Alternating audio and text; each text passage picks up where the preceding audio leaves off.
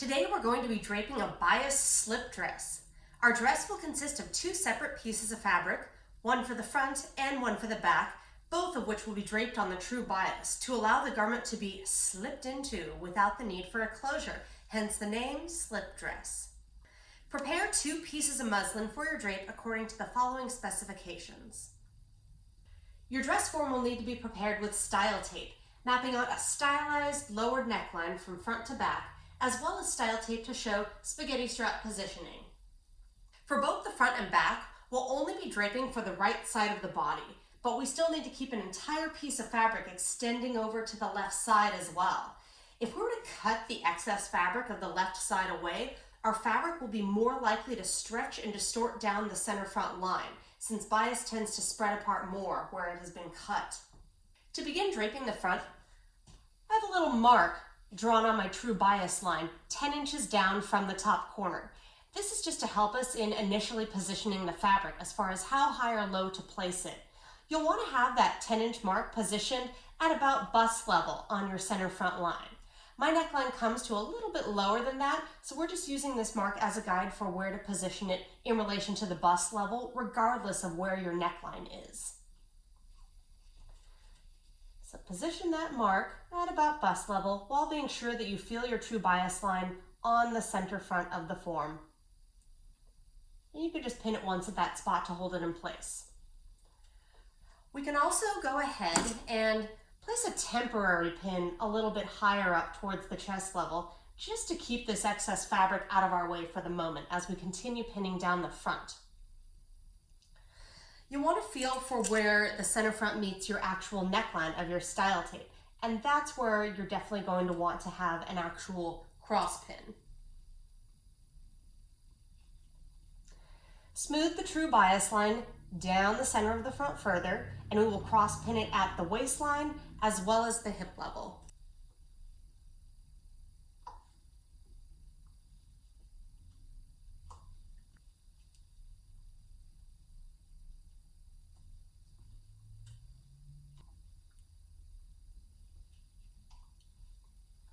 Even though we're not going to be draping the left side of the body, we still, again, need to keep this huge piece of fabric intact. But if you'd like, you can just kind of loosely bring it around and pin it once around the back, just to keep it out of your way. Just make sure that you still have some excess in that, because we'll eventually need to sort of swing and rotate this upper portion over as we drape our neckline. To start draping the neckline, we'll now want to remove this upper temporary pin that we have near the chest level. Take your hand and smooth along your neckline style tape, being sure that you have no ease along this upper portion of the bust. And you're going to smooth it over until you are at the point of your neckline where you should have your strap positioned. Place a pin right around that point, and we're now going to trim and clip the excess away from above the neckline. You want to cut it to about 1 inch away from your neckline. So I'll trim about like this. And then I can cut up and away on my true bias line to remove this whole upper piece. We'll also want to place a couple clips along the neckline, specifically one at the true bias line on the center front, coming down to within 1/4 to 1/2 inch of our style tape. You can even remove the pin you have at the bust level as well, just being sure that your actual cross pins are still in place at your neckline. So I'm just going to clip straight down on that true bias line at center front, and then I'll also place a couple little clips along my neckline. Now we're going to remove that holding pin, and we'll re-smooth and re-drape this first portion of the neckline up to the strap. So smooth along here, follow your neckline, and pin right at your strap placement. And maybe once more along the neckline itself. Now we're going to repeat that same process, working outward towards our side seam. So we just want to continue to smooth along the top part of the bust, and then follow our neckline tape down and out and around to our side seam. Pin your neckline at the side seam, and then we'll now trim and clip the excess away from the second part of the neckline. Leave about 1 inch of fabric, place a couple clips downward, and then we'll remove our holding pin and redrape the second portion of our neckline. And pin at the side seam. Next, we're going to be moving all the way down to our hip level here. So you may notice that you have a big excess piece of fabric, but you want to hold it straight out along the hip level. We're going to smooth our fabric across the hip level and over to the side seam, but we can't leave our fabric completely smoothed across the hip like this because we always need to factor a little bit of wearing ease into the hip area. So after you have smoothed it straight across, you want to kind of hold your fabric right there at the side seam and then drop a little bit of excess fabric back forward and into the hip level. So when I hold it at the side seam now, I want to come to my hip level and just pinch how much excess I have. If you measure the distance of your pinched fabric from the dress form to the actual fold, you want your pinch to be anywhere between 1/4 and 1/2 inch. The total amount of excess of that ends up being doubled in the end. So this is just the half measurement of the pinched area. Whatever amount of excess you have left in the hip area here, you will want to remember that as we move along to the back, because your goal will be to factor in the exact same amount of excess across the hip area. So whether you have 1/4 or 1/2 inch is all depending on style and how you would like your slip dress to fit. I have about a 1/4 inch pinch right there. So once I know that I have that ease factored in, now I can go ahead and cross pin my hip level at the side seam.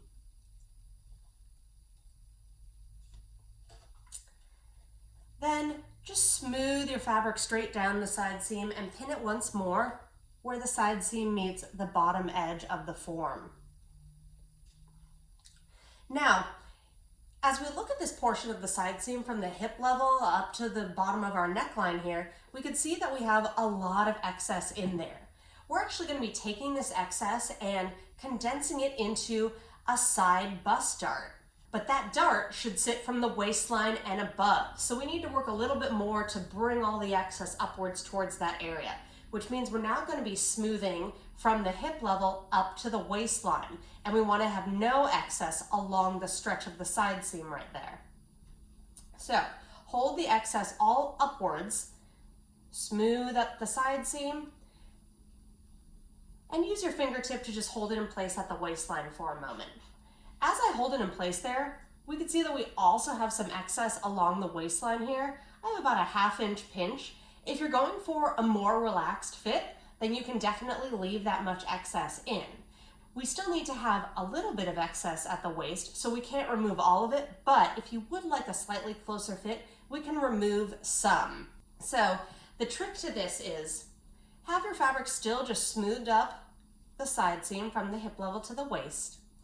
And then you're going to want to take your hand and smooth along the hip level so that you're pushing that excess at the hip towards center front. But then once you reach your princess line, smooth the whole palm of your hand straight up so that your fingertips are on the princess line. See how I've almost kind of divided the excess in half on either side of my fingertip at the princess line? When I'm at the waist, I will then continue to push only this side excess outward by smoothing along the waist tape until I'm at the side seam. Before I pin that in place, just double check that you have no vertical excess from the hip level up to the waist level, and then you can pin your side seam at the waist.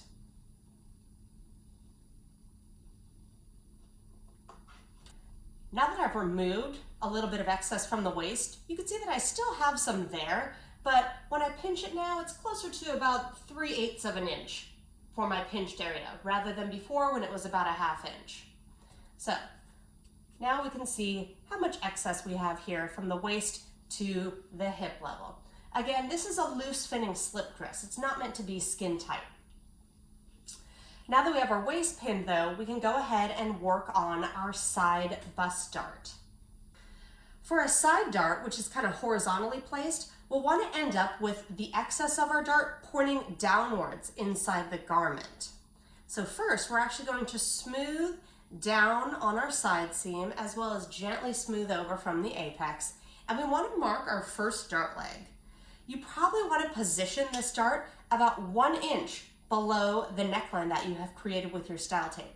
So I'm going to come in and mark on my side seam exactly 1 inch down from my neckline, as well as cross mark the side seam. This is going to be my first dart leg. I would say even come in and place a pin right at your mark to hold your side seam in place from the neckline down to the mark for your first leg. Then you're going to tuck the excess in with your fingertips while also smoothing upwards from the waist. And your goal is to position this fold of fabric so that it comes up and meets the mark for your first dart leg. Also checking that you no longer have any excess along the main length of the side seam, that it's all pushed into the dart. So once that looks good, go ahead and bring in another pin to secure your dart in its closed position. Our front drape is now completed, and we can move ahead and start marking it.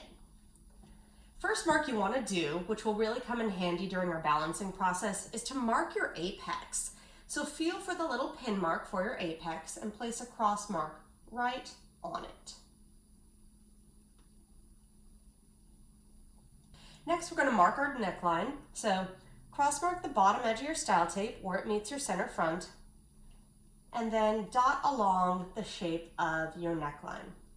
When you come to where your strap is positioned, our strap is going to be a 1/4 inch wide, just like our style tape. So it almost helps you if you draw a 1/4 inch line right where that strap is going to come and meet your neckline. And then it'll sort of point off to either side. This creates a nice designated area for the strap placement. To make it even more clear, you could even kind of draw the sides of the spaghetti strap as they come and meet that spot. Then continue dotting along your neckline until you're at the side seam. Cross mark bottom of the neckline with your side seam, and you'll dot down the entire length of your side seam. But as we come to our dart here, we need to take care to mark our second dart leg. We only have the first one marked on the fabric underneath, but we need to mark this edge of the fold that we brought up to close the dart. So I can mark, kind of running my pencil along the fold, as well as making a little line on the underside piece of fabric where the fold meets it. So you should have a clear cross mark of both dart legs as they meet. And then continue dotting all the way down the side seam.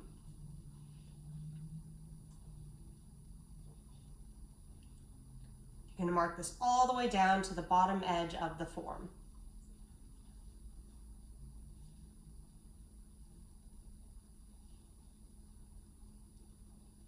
And then cross mark where the side seam meets the bottom edge of the form, where the little legs are cut off. Now we want to come back up to our side seam and place a couple extra cross marks at both the waist level and the hip level. So right here I'm going to fill for the bottom edge of the waist tape and do a little horizontal mark for the waist, as well as crisscrossing it where it meets the side seam. And now I'll do the same thing for the hip level. Mark the bottom edge of your style tape at the hip level and cross it at the side seam. The last thing we need to do is mark the hemline of our slip dress. For this, we're going to be using the bottom edge of the legs of the dress form as our guideline. While this is kind of a short measurement for a slip dress, this will still be a nice horizontal guideline, and we can always add an even amount of length below that when we create our pattern. So I'm going to come down to the bottom and just feel for the bottom edge of the dress form here. Let your fabric just hang straight down, smooth it down, and sort of make dash marks against the bottom edge of the form. Smooth the fabric straight down and mark. Smooth it down and mark. Right about here. We won't be able to carry our marks all the way over to the center front because of the split between the legs, but as long as you get up to about 1 inch away from your center front true bias line, then that should be good enough. The draping of our front is now complete, and we can move on to draping the back of the dress. To begin draping our back, I started off similarly to how we did the front by making a little mark along our true bias line down from the corner of the fabric here. This one is only 8 inches down though, and I'm going to start by positioning this mark at the center back where it meets the horizontal balance line at the shoulder blade level. Even though our drape isn't actually going to go up that high, it's still just a nice starting point to help us position our fabric. So I'm going to start by pinning my mark to this spot.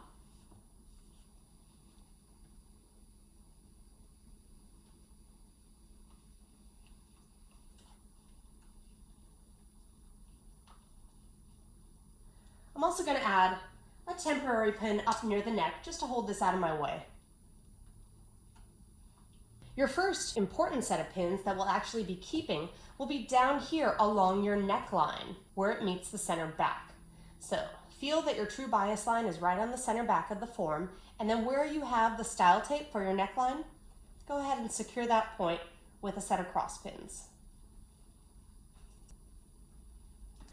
Then you'll continue smoothing down the center back, and you'll cross pin it at both the waist and the hip level.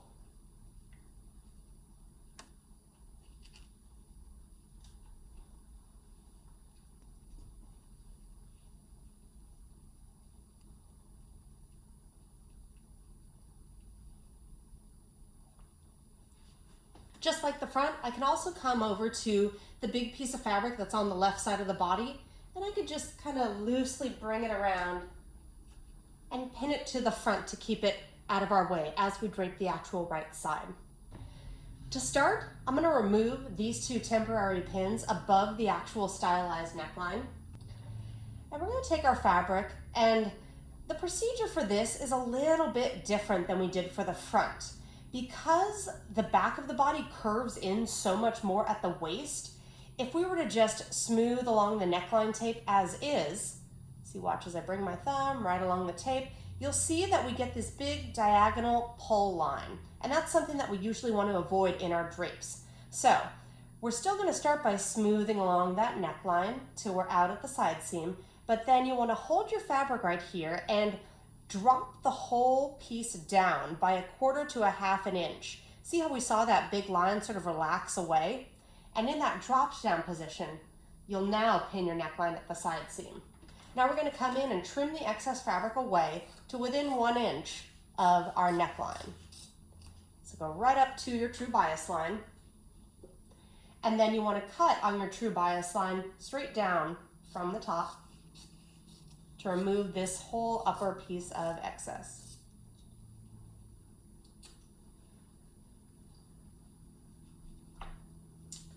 Now we'll want to place a couple clips along our neckline, particularly one continuing on that true bias line till we're just about 1/2 inch above our style tape. And then a couple more along the length of the neckline. Now we can come back to this pin we have at the side seam, and we're going to redrape the neckline using that same process. We're going to smooth along the neckline tape, but once we're at the side seam, we want to get rid of that big pull. So just drop the whole thing 1/4 to 1/2 inch, and then still just double check that you have no excess along the neckline tape itself before then pinning it at the side seam. Go ahead and secure the neckline. Add a couple more places with some single pins. Now we're going to move on to our hip level. We're going to do the same trick we did on the front, and the goal is to end up with the same amount of excess across the hip level as we had for the front of our dress. So first, smooth completely across the hip level from the center back until you're over at your side seam. Also being sure that your fabric is just hanging down smoothly at the side seam with no excess along here.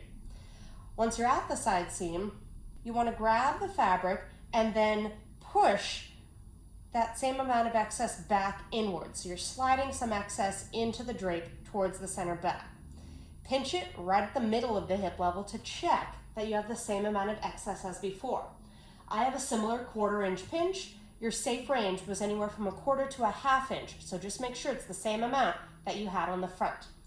And once that excess is factored in, then you can go ahead and place a set of cross pins right at your side seam hip level.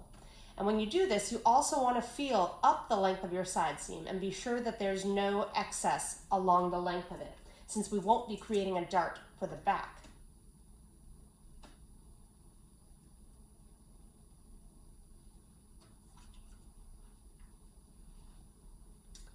After pinning at the hip, then just smooth straight down the side seam and pin the side seam at the bottom of the form as well. Now we want to come and pin the side seam at the waist, but we almost have even more excess along the waist for the back than we did at the front because of that deeper inward curve. So let's see if we could scooch a little, but not all of that outward.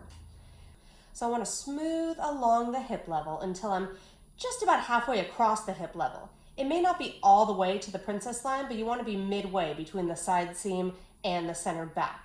And from here, slide the palm of your hand straight up, and when your fingertips touch the waist tape, then use your thumb to gently slide that excess outward along the waist. And before you pin it at the waist, you'll just want to double check that you have still no excess along the main length of your side seam.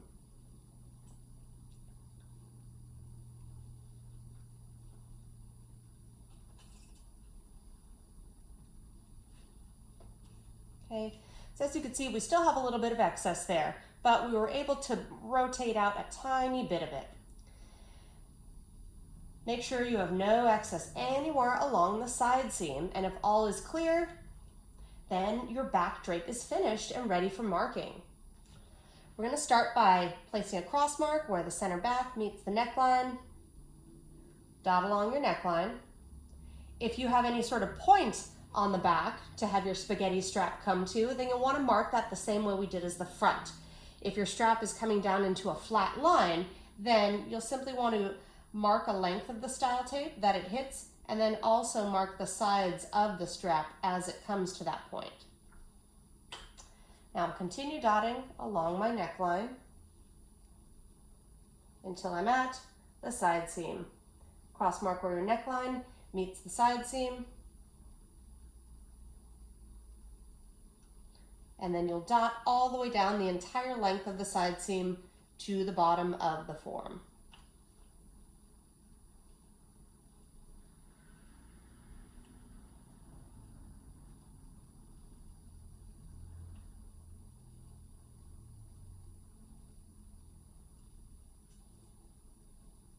Cross mark where the side seam meets the bottom of the form. And before you continue over to marking the hemline, we'll want to come back and be sure to have cross marks at the waist and the hip level where they meet the side seam. So bottom of the waist tape and side seam, cross mark. Bottom of the hip level and side seam, cross mark. Now we'll mark the hem along the bottom of the form as well. So just have your fabric come straight down and mark the bottom edge of the legs. Straight down and mark below.